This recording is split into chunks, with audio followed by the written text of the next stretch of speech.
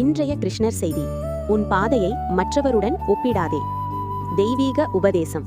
பலர் தங்கள் வாழ்க்கையை பிறரின் வாழ்க்கையோடு ஒப்பிட்டு துன்பப்படுகிறார்கள்.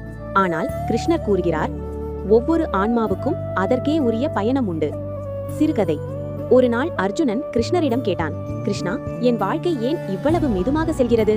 என்னை சுற்றி உள்ளவர்கள் எல்லாம் முன்னேறிவிட்டார்கள் போல தோன்றுகிறது. கிருஷ்ணர் ஒரு மயிலிறகை கையில் எடுத்தார் மற்றும் ஒரு சக்கரத்தை காட்டினார். அவர் சொன்னார், அர்ஜுனா, இந்த மயிலிறகு மென்மையானது, இந்த சக்கரம் வேகமானது. இரண்டுக்கும் ஒரே வேலை இல்லை, ஆனால் இரண்டும் எனக்கே சொந்தமானவை.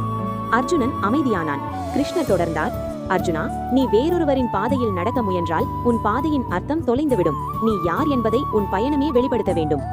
இன்றைய கிருஷ்ணர் செய்தி: ஒப்பீடு அமைதியை திருடும். உன் பாதையை நம்பு, அது உனக்காகவே வடிவமைக்கப்பட்டுள்ளது. நீ தாமதமாக இல்லை, நீ தவறான பாதையிலும் இல்லை. நீ சரியான நேரத்தில் சரியான இடத்தில்தான் இருக்கிறாய்.